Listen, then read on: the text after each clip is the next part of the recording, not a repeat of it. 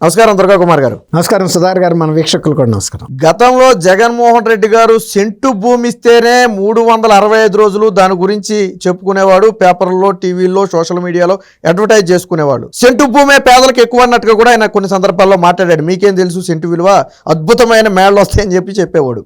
కానీ ఇప్పుడు తెలుగుదేశం పార్టీ గతంలో ఇచ్చిన దానికి రెట్టింపు భూమి ఇవ్వడంతో పాటు రెట్టింపు డబ్బులు కూడా ఇస్తుంది.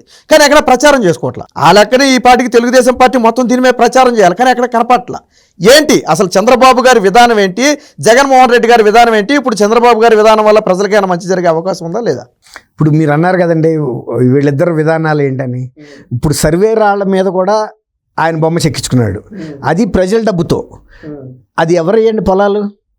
ఈయన ఏమన్నా ఇచ్చాడా? ఇవ్వలేదు. అవి కూడా ప్రజలయ్యే. వాళ్ళ స్థలాల మీద, వాళ్ళ ఆస్తుల మీద ఈయన షోకులు చేశాడు. మళ్ళీ వాళ్ళ డబ్బులే అక్కడ చెక్కి ఇచ్చడానికి 700 కోట్ల రూపాయలు కేవలం ఆయన చిత్రాన్ని, ముఖ చిత్రాన్ని గ్రానైట్ బండని పాలిష్ చేసి కంప్యూటర్ మీద ముద్రిస్తారండి. అది 700 కోట్ల రూపాయల స్కీము వేస్ట్ అయిపోయింది. 77 లక్షల రాళ్ళు అక్కడ పడి ఏడుస్తున్నాయి. ఏం చేయాలి?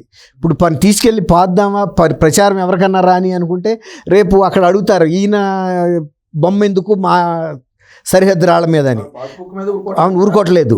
తర్వాత కొన్నాళ్ళ తర్వాత, 30-40 ఏళ్ల తర్వాత ఎక్కడ చూసినా ఈయన బొమ్మ కనపడుతుంటే ఎవడో పిగ్మీగాడు పుట్టుకొస్తాడు, నాలాంటి హిస్టోరియన్ పుట్టుకొచ్చి ఎక్కడ చూసినా ఈయన బొమ్మ కనపడుతుందంటే ఫలానా ఆయన ఇవన్నీ ఉచితంగా పంచిపెట్టాడు వీళ్ళందరికీ స్థలాలు, అందుకే ఆయన బొమ్మ కనపడుతుందని కూడా చెప్పి రాయగలిగిన చరిత్ర ఉంటుంది. అంటే ప్రతిదానికి ప్రచారమే కదండి కావాల్సింది. ఇప్పుడు ఆ ఇచ్చే మీరు అన్నట్టు 1 సెంటు భూమిలో 50 గజాల్లో ఏం ప్యాలెస్ కడతారండి? ఇప్పుడు ఆయనది చాలా చిన్న కుటుంబం కదండి.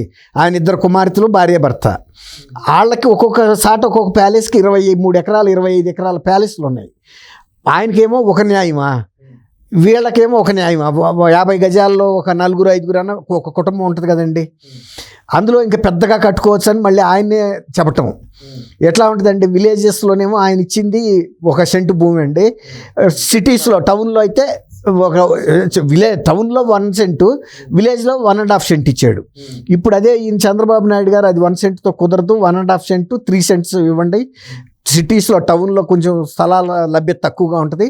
1.5 సెంటు 2 సెంట్లు. అదే 2 సెంట్లు అండి. అదే కనుక విలేజెస్లో 3 సెంట్స్ అంటే 150 గజాలండి. 150 గజాల్లో రీజనబుల్ ఇల్లు కట్టుకోవచ్చు. కొంచెం ముందు వెనక కూడా చిన్న పెరడు లాగా కొంచెం కట్టుకోవడానికి బాగానే ఉంటుంది. అందులో కూడా మళ్ళీ కట్టడానికి మళ్ళీ వెతుక్కోకుండా కేంద్రం నుంచి కానీ రాష్ట్ర ప్రభుత్వం నుంచి ఒక 4 లక్షల రూపాయల నగదు. అంటే ఎట్లా వస్తుందంటే అండి, ఇది 4 లక్షలతో కింద మార్బుల్ అయ్యేయటానికి కుదరదు, కానీ నాపరాయి కానీ లేకపోతే సిమెంట్తో ఫ్లోరింగ్ చేసేసుకుని ప్లాస్టింగ్లు కూడా చేసుకోవచ్చు. ఒక బేసిక్ హౌస్ అయితే పక్కాగా వస్తుందండి, స్లాబ్ హౌస్ అయితే వస్తుంది. అట్లా వీళ్ళు ఈయన ఏమంటాడంటే 100 రోజుల్లో 1.25 lakhs 1,25,000 ఒక టార్గెట్గా పెట్టుకున్నారండి. 100 రోజులు మనం పూర్తి చేసే నాటికి 1,25,000 నిర్మాణం చేయాలి. ఇప్పుడు జగన్మోహన్ రెడ్డి గారి టైంలో 5 ఏళ్లలో 5 లక్షలు కూడా మొత్తం అవ్వలేదని లెక్కలు చెబుతున్నాయి.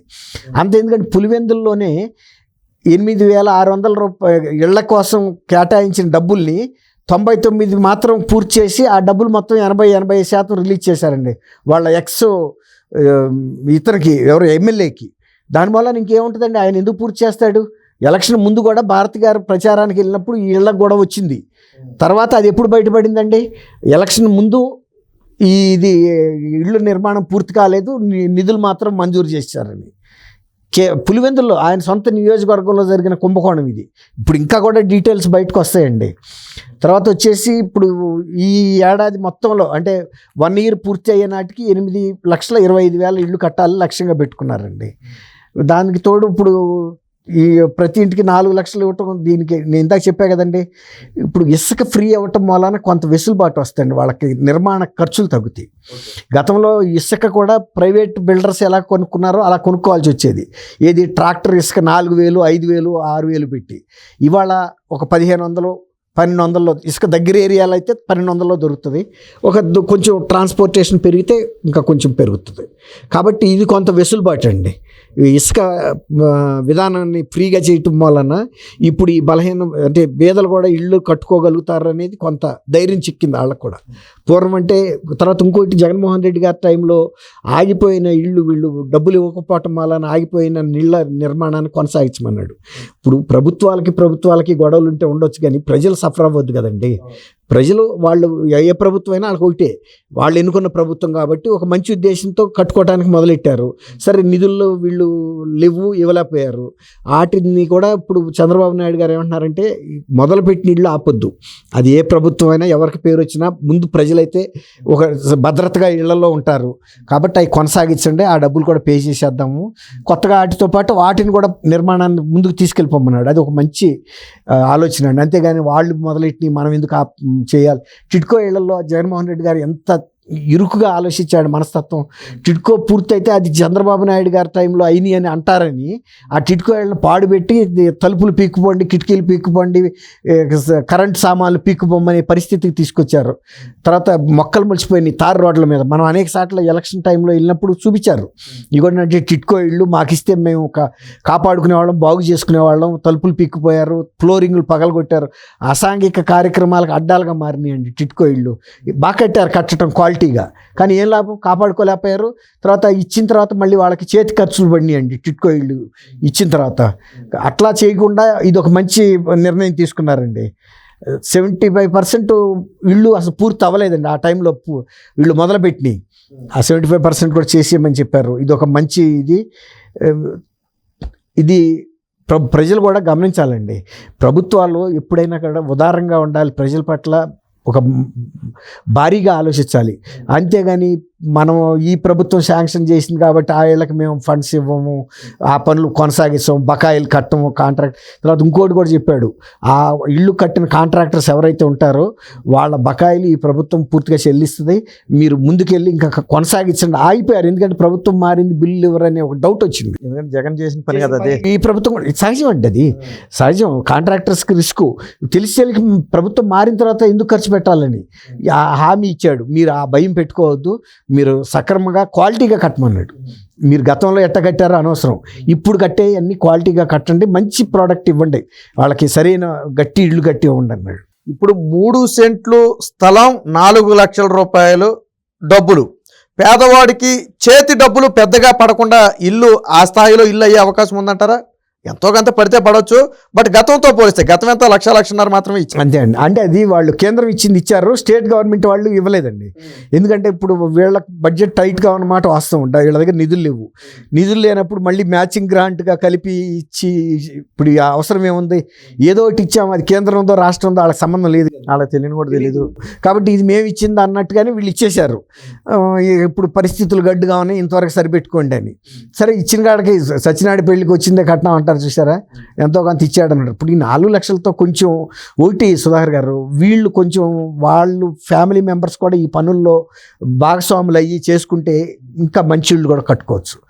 అది కూడా మనం ఆలోచించి చేసుకోగలిగితే వాళ్ళు, ఎందుకంటే ఇసుక ఫ్రీ అయింది, తర్వాత నిర్మాణ ఖర్చులు గతం కన్నా పెరిగిన మాట వాస్తవం, కరోనా తర్వాత వచ్చిన పరిస్థితులు వేరు.